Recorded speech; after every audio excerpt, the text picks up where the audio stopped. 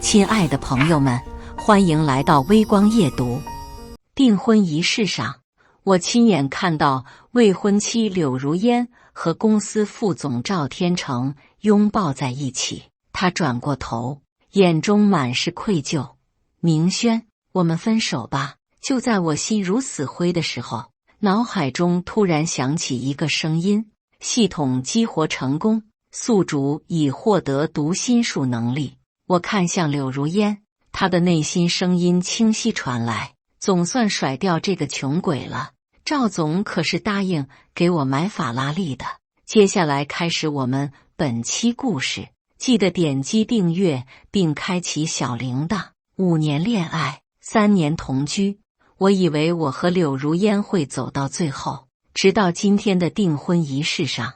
我在后台看到他和公司副总赵天成紧紧拥抱在一起。如烟，我张了张嘴，却不知道该说什么。他推开赵天成，转身看向我，眼中闪过一丝慌乱，随即变成了坚决。明轩，我们分手吧。为什么？我的声音有些颤抖。我们不合适。柳如烟避开我的目光。你给不了我想要的生活。赵天成走上前，搂住柳如烟的肩膀。小何，如烟已经是我的女人了，你就别纠缠了。我感觉天旋地转，5年的感情就这样结束了。就在这时，我的脑海中突然响起一个机械的声音：检测到宿主遭受重大情感创伤，读心术系统激活成功。宿主现已获得读心术能力，可以听到他人内心真实想法。我以为自己是幻听，直到我看向柳如烟的时候，总算甩掉这个穷鬼了。赵总可是答应给我买法拉利的，还要带我去马尔代夫。这种小程序员1个月才8000块，配得上我吗？他的内心声音清晰地传入我的脑海。我瞬间明白了一切，原来他从来没有爱过我，只是把我当成了垫脚石。如烟，你确定要这样吗？我强忍着愤怒，声音平静地问道。对不起，明轩。他装出一副愧疚的样子。我已经想清楚了，装什么装？早就厌烦你了。要不是赵总答应给我升职，我才不会当着这么多人的面分手。我看了看周围，宾客们都在窃窃私语，指指点点，有些人同情我，有些人嘲笑我。好，我点了点头。既然你已经决定了，我尊重你的选择。柳如烟愣了一下，显然没想到我会这么平静。这家伙不会是受刺激傻了吧？算了，反正已经分手了，他怎么样都跟我没关系了。赵天成满意的笑了笑。小何，你还算识趣。我转身离开了酒店。外面下着小雨，我站在雨中，任由雨水打湿我的西装。5年的感情，原来在他眼中一文不值。但是现在，一切都不一样了。我有了读心术，我要让背叛我的人付出代价。第2天一早，我准时到了公司。柳如烟坐在市场部，看到我的时候，明显有些不自在。他怎么还来上班？不会是想纠缠我吧？要是他敢在公司闹事，我就让赵总开除他。我装作什么都没发生的样子，回到自己的工位开始工作。程序部的同事李志明走过来：明轩，昨天的事我听说了，没事的，天涯何处无芳草。谢谢。我笑了笑，我已经想开了。上午10点，赵天成召开了部门会议。最近公司接了一个大项目，需要各部门配合。他扫视了一圈，目光在我身上停留了几秒。程序部要加快开发进度。我看向他，听到了他的内心声音：这个项目我已经泄露给竞争对手了，到时候让他们出更高的价格抢走。反正公司的损失跟我没关系，我能拿到50万的好处费。原来他不仅抢了我的女人，还在背叛公司。会议结束后，我回到工位，开始制定我的计划。既然你们不仁，就别怪我不义。下午，我主动找到了柳如烟。如烟，虽然我们分手了，但还是同事，希望不要影响工作。他松了一口气，看来他不会纠缠我了。当然不会影响工作。他勉强笑了笑，我们还是好同事，最好离我远点，别让赵总误会。对了，我听说市场部最近在跟进一个大客户，我故意问道。柳如烟警觉地看了我一眼，这是我们部门的机密，你问这个干什么？他不会是想搞破坏吧？没什么，就是随便问问。我摆了摆手，我先去忙了。回到工位，我开始查阅公司的项目资料。凭借我的技术权限，我很快找到了那个项目的详细信息，是一个价值2000万的软件开发项目，客户是本市最大的房地产公司恒大集团。根据我听到的赵天成的内心声音，他要把这个项目泄露给竞争对手，那么我就让他的计划破产。我打开电脑，开始编写一个特殊的程序。这个程序可以监控公司内部的所有邮件和文件传输，一旦有人试图向外发送机密信息，程序就会自动报警。写完程序后，我悄悄将它植入了公司的服务器。现在，只要赵天成敢有任何动作，我都能第一时间知道。下班时间到了，我收拾东西准备离开。经过市场部的时候，我听到柳如烟在打电话。赵总，今晚我们去哪里吃饭？终于要过上好日子了。那些名牌包包，我早就看中了。电话那头传来赵天成的声音：我订了君悦酒店的包厢，还有惊喜等着你。我冷笑一声，继续往外走。享受吧，这可能是你们最后的疯狂了。第二天早上，我刚到公司，就收到了程序的报警。有人在凌晨2点从赵天成的电脑发送了一封邮件，收件人是竞争对手公司的高管。我打开邮件内容，果然是关于恒大项目的详细资料，证据确凿。我将邮件截图保存，然后开始准备下一步行动。上午10点，公司总经理王总召开了高层会议。我趁机来到王总办公室门外，假装在整理文件。通过读心术，我听到了会议室里每个人的想法。王总正在为恒大项目担忧，竞争对手怎么会知道我们的报价？赵天成则在心虚，还好没有人怀疑我，这50万到手了。其他高管也在猜测，会不会是内部有人泄密？会议结束后，我装作偶然遇到王总。王总，我有重要情况要汇报。王总看了我一眼，你是程序部的小何吧？什么事？关于恒大项目泄密的事。我压低声音，我有证据证明是谁干的。王总脸色一变，跟我进办公室。办公室里，我拿出了准备好的证据，这是昨晚从赵总电脑发出的邮件记录，收件人是我们的竞争对手。王总仔细查看了邮件内容，脸色越来越难看。你确定这是真的？千真万确。我点头，而且我还有音频证据。我播放了一段录音，是我用手机录下的赵天成和柳如烟的对话。如烟，这次项目搞定了，我们就能拿到50万。真的吗？赵总，你太厉害了。等拿到钱，我就给你买那辆法拉利。王总听完录音，狠狠拍了一下桌子。混蛋，居然敢背叛公司。王总，您打算怎么处理？我问道。马上报警，让他们坐牢。王总咬牙切齿。还有那个柳如烟，一起开除。王总稍等，我拦住了他。我有个更好的想法。什么想法？王总疑惑地看着我。如果我们现在就揭穿他们，最多也就是挽回一些损失，我分析道，但如果我们将计就计，反而能让竞争对手掉进陷阱。王总眼前一亮，你是说反间计？没错，我点头。我们可以给赵天成提供假信息，让他传递给竞争对手，到时候竞争对手按照假信息报价，必然失败。而且我们还能收集更多证据，一举扳倒他们。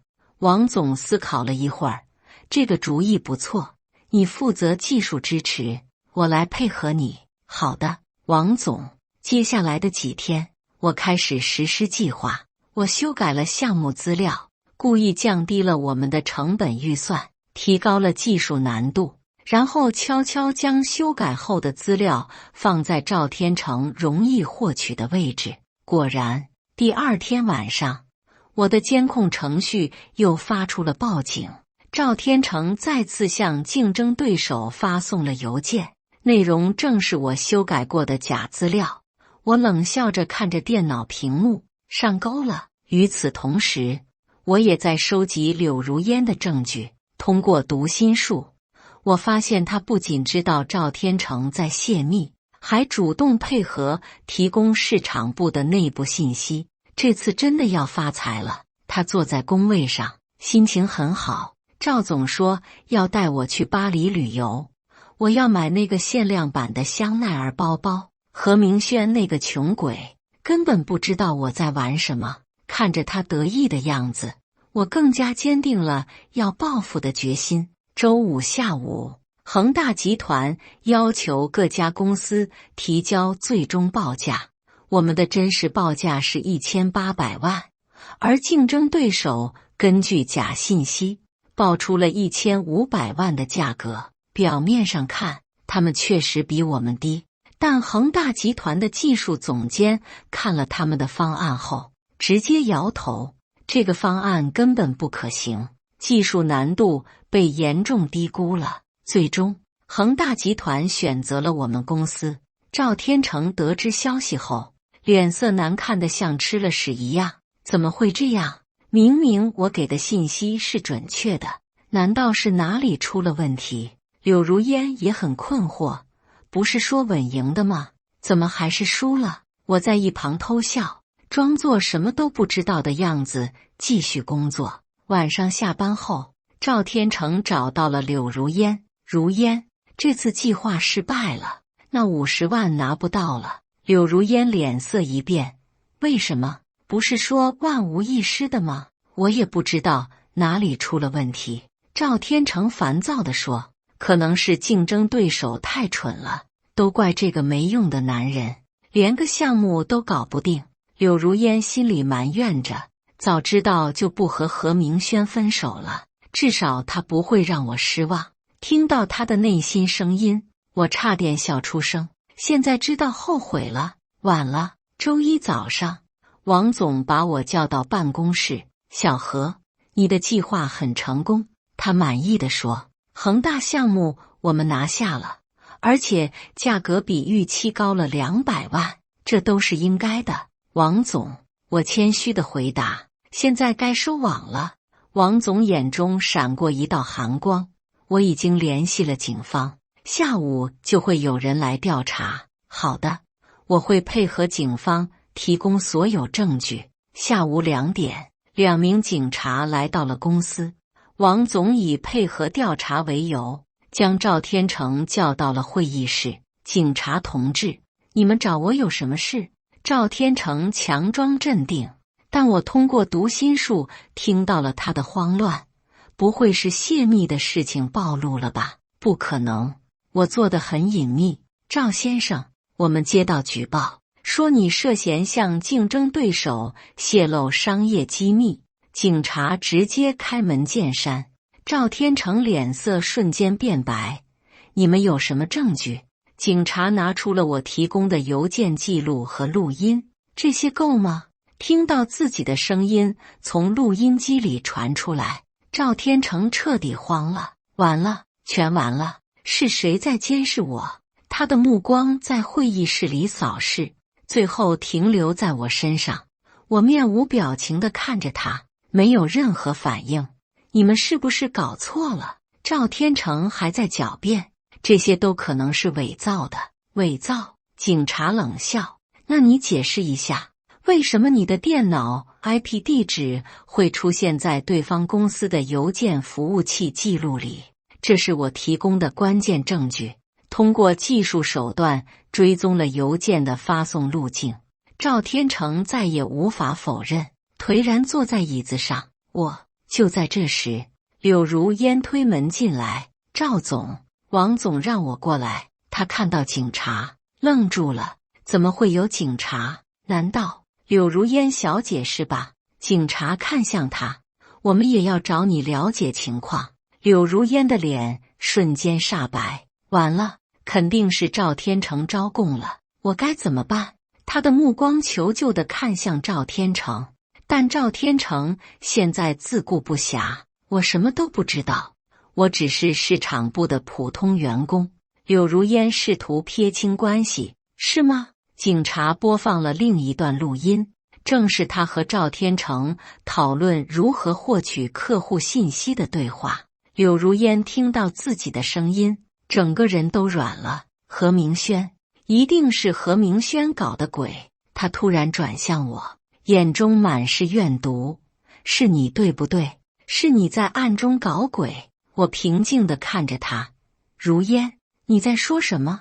我听不懂。就是你。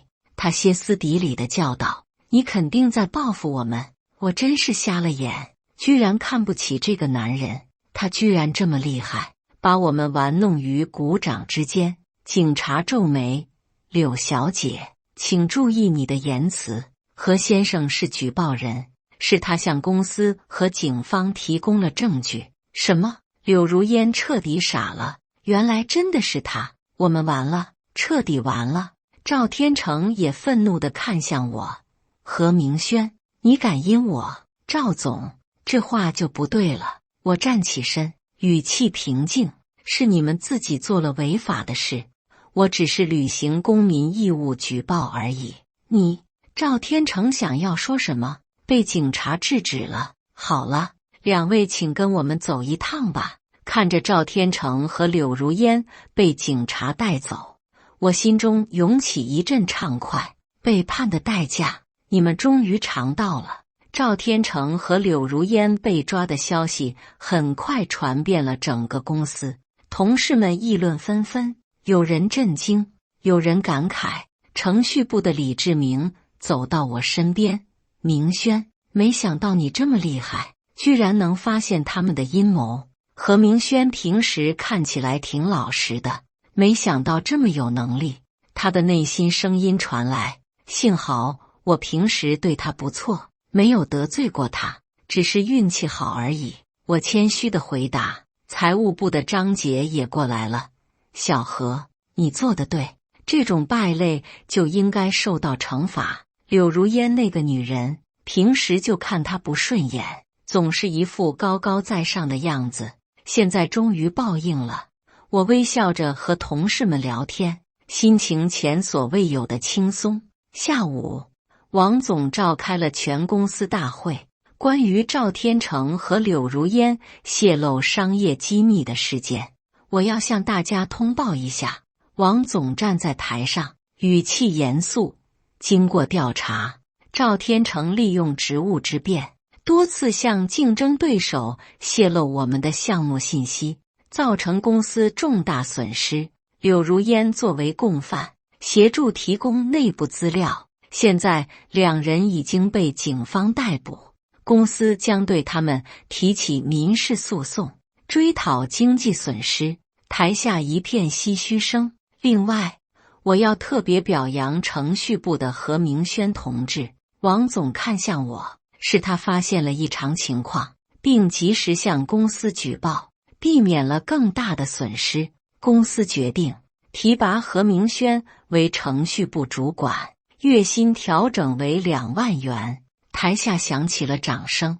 我站起身鞠躬，谢谢王总，谢谢各位同事的支持。李志明在一旁羡慕地看着我，真是人生如戏啊！前几天还被甩，现在就升职加薪了。散会后，我回到工位收拾东西，主管办公室比普通工位大多了，还有独立的休息区。正在整理文件的时候，手机突然响了，是一个陌生号码。喂，何明轩。电话里传来柳如烟愤怒的声音：你到底想怎么样？原来是他在看守所里打来的。如烟，我不明白你在说什么。我平静地回答。别装了。他咬牙切齿，一切都是你策划的，对不对？你故意给赵天成假信息，然后举报我们。我沉默了几秒。所以呢？你承认了？他声音颤抖。何明轩，我们5年的感情难道就一点都不值得吗？感情？我冷笑。如烟，你知道我最痛苦的是什么吗？不是你背叛了我，而是我发现你从来没有爱过我。在你心里，我只是一个可以随时抛弃的垫脚石。电话那头沉默了。现在你知道被背叛的滋味了吧？我继续说道。不过这只是开始。你什么意思？柳如烟恐惧地问。你很快就知道了。我挂断了电话。通过读心术，我知道赵天成不仅仅是泄露了这一个项目的信息，他还做了更多见不得光的事情，比如收受贿赂、虚报项目费用、私自签订合同等等。而柳如烟也不是无辜的，他利用职务之便，多次向外泄露客户信息，帮助朋友的公司获得订单。这些证据我都掌握了，正好可以一并提交给警方，让他们的罪名更重一些。接下来的几天，我的新职位让我忙得不可开交。作为程序部主管，我需要重新分配工作，制定新的项目计划。不过忙碌的工作也让我暂时忘记了那些不愉快的回忆。周三下午，我正在检查程序代码，办公室门突然被推开了。进来的是一个中年男人，西装革履，看起来很有钱的样子。你就是何明轩？他语气不善。我是。请问您是？我是柳如烟的叔叔，柳建国。他冷着脸说。我们需要谈谈。通过读心术，我听到了他的想法。这小子看起来也不怎么样，居然敢搞我侄女。今天必须让他撤诉，不然柳家的名声就完了。柳叔叔，请坐。我礼貌地指了指沙发。别跟我客套。柳建国直接坐下。我今天来就是想问问，要多少钱你才肯撤诉？我皱眉。柳叔叔，您误会了，这不是钱的问题，不是钱的问题。他冷笑。年轻人，别太天真了，这个世界上没有钱解决不了的问题。一个小程序员而已，给他点钱还不乖乖听话。50万，你撤诉，这件事就算过去了。我摇头。抱歉，柳叔叔，柳如烟犯的是刑事案件，不是我撤诉就能解决的。100万，柳建国加价。100万够你买套房了吧？这些穷人就是见钱眼开，多给点肯定会答应的。柳叔叔，我说了，这不是钱的问题。我的语气开始变冷。柳如烟犯法是事实，他必须承担后果。柳建国脸色变了。小子，你别给脸不要脸。我柳建国在这个城市还是有些能量的，你最好识趣一点。看来软的不行，只能来硬的了。我认识公安局的刘副局长，大不了花点钱摆平这件事。我冷笑。是威胁吗？你可以这么理解。柳建国站起身。小子，我最后问你一遍，撤不撤诉？不撤。我斩钉截铁地回答。好，很好。柳建国阴沉着脸。我们走着瞧。他转身离开了办公室。我看着他的背影，心中涌起一阵厌恶。果然是一家人，都是这副嘴脸。不过他的威胁我并不放在心上。我手里掌握的证据如山，就算他有关系，也改变不了什么。而且通过读心术，我知道他想收买公安局副局长的计划，这反而给了我新的思路。既然他想玩关系，那我就陪他玩到底。当天晚上，我整理了所有关于赵天成和柳如烟的犯罪证据，包括他们收受贿赂的转账记录、虚假合同的签署过程，以及客户信息泄露的详细资料。然后我直接给市检察院举报中心发了邮件。检察院的权力比公安局大，就算柳建国有关系，也影响不到那里。第二天，我还没到公司，就接到了王总的电话：明轩，出事了。王总的声音很紧张，有人向工商局举报我们公司偷税漏税，现在工商局的人正在查账。我皱眉，怎么会这样？肯定是柳建国搞的鬼。我心里想着，你先别来公司了，我担心有人会对你不利。王总提醒道。我知道了，王总。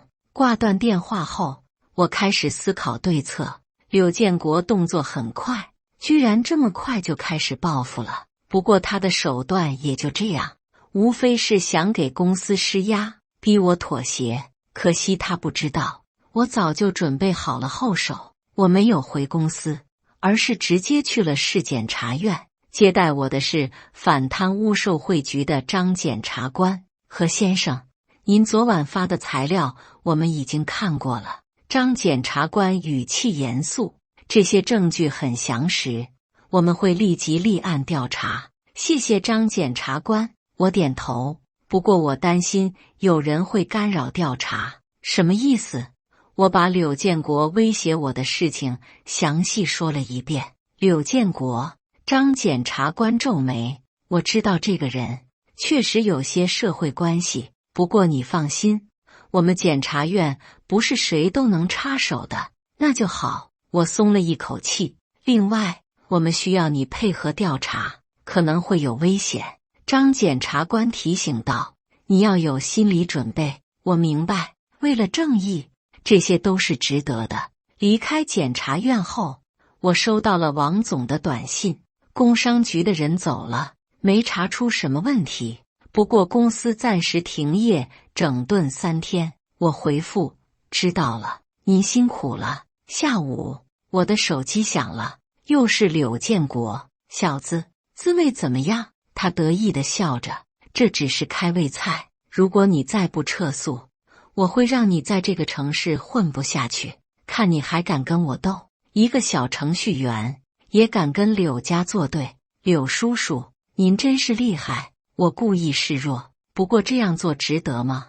值不值得不是你说了算。柳建国冷笑，我给你最后一次机会，撤诉，然后离开这个城市。我给你50万安家费，如果我不同意呢？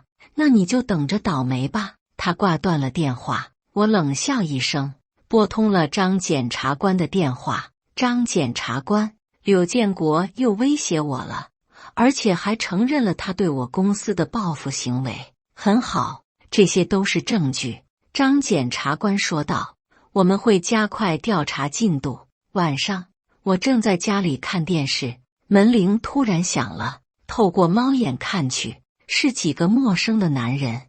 我通过读心术听到了他们的想法。这小子住这里，抓住他就行了。柳老板说了，打断他的腿，让他长长记性。我立即报警，然后躲在卧室里不敢出声。10分钟后，警察赶到了，那几个男人被带走调查。第二天，张检察官给我打电话，何先生，好消息，昨晚那几个人招供了，是柳建国指使他们伤害你的。现在我们有足够的证据逮捕柳建国了。太好了，我松了一口气。另外，赵天成和柳如烟的案子也有了新进展。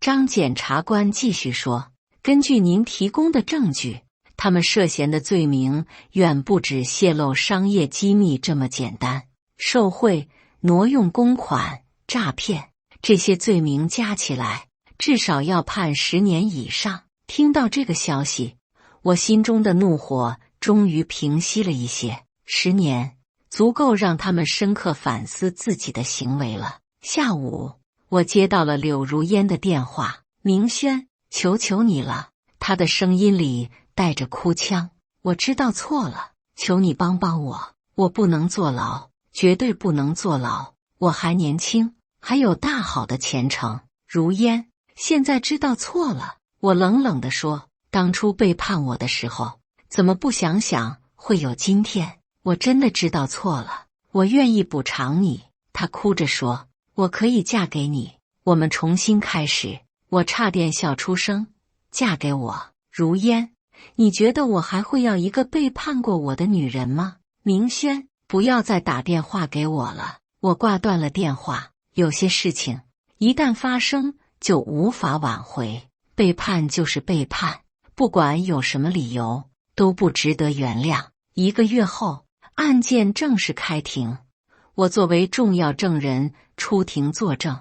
法庭上，赵天成和柳如烟坐在被告席上，神情憔悴。柳建国因为指使他人故意伤害，也被一并起诉，请证人何明轩上前作证。法官宣布，我走到证人席，举手宣誓，我保证说出的全是事实。检察官开始提问：“何先生，请您详细描述发现被告犯罪行为的经过。”我按照事实详细讲述了整个过程，当然，关于读心术的部分我隐瞒了，只说是通过技术手段发现的异常。被告赵天成，您对证人的证词有异议吗？法官问道。赵天成低着头，没有异议，都是事实，还能说什么？他的内心声音传来：早知道就不该贪这点钱。被告柳如烟，您对证人的证词有异议吗？柳如烟抬头看了我一眼，眼中满是怨恨：没有异议。何明轩，我恨你，我一辈子都不会原谅你。我平静地看着他，心中毫无波澜。恨就恨吧，反正你这辈子都没机会报复我了。经过1天的庭审，法官宣布择日宣判。走出法庭时，柳如烟的父母拦住了我：明轩，看在我们曾经是一家人的份上，你能不能……柳如烟的母亲哭着求我。我摇头：阿姨，对不起，法律面前人人平等，我不能徇私。柳如烟的父亲愤怒地说：何明轩，你太狠心了，如烟跟了你5年，你就这么对他？那请问叔叔，他背叛我的时候考虑过我的感受吗？我反问道。他们无言以对。1周后，判决结果出来了。赵天成因受贿罪、挪用公款罪、泄露商业机密罪，数罪并罚，判处有期徒刑12年。柳如烟因共同犯罪，判处有期徒刑8年。柳建国因指使他人故意伤害，判处有期徒刑3年。听到判决结果，我长舒了一口气，正义终于得到了伸张。半年后，我的生活步入了正轨，公司因为我的功劳，业务蒸蒸日上。王总提拔我为副总经理，年薪达到了50万。读心术这个能力也让我在商业谈判中如鱼得水，知道对方的底线和想法，我总能谈出最有利的条件。这天下午，我正在办公室处理文件，秘书敲门进来：何总，有位韩小姐要见您。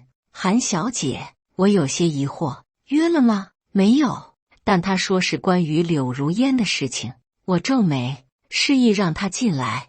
进来的是一个25、26岁的女人，长得很漂亮，气质优雅。你好，何总，我是韩雪儿。她自我介绍道。通过读心术，我听到了她的想法，这就是何明轩，看起来挺成功的样子。柳如烟真是有眼无珠，这样的男人都不珍惜。韩小姐，请坐。我示意她坐下。您找我有什么事？是这样的，我是柳如烟的大学同学。韩雪儿解释道，我最近去监狱看过她，她托我给您带个话。什么话？他说他真的知道错了，希望您能原谅他。韩雪儿看着我，他还说，如果可能的话，希望您能去看看他。我冷笑，看他？韩小姐，您觉得这现实吗？我知道这个要求很过分。韩雪儿叹了口气，但是她现在的状态很不好，我担心她会做傻事。柳如烟确实很可怜，但这也是她自找的。不过何明轩看起来不像坏人，也许可以劝劝他。韩小姐，谢谢您的好意。我摇头，但是有些事情一旦发生，就无法挽回了。我理解您的想法。韩雪儿站起身，不过我还是希望您能考虑一下。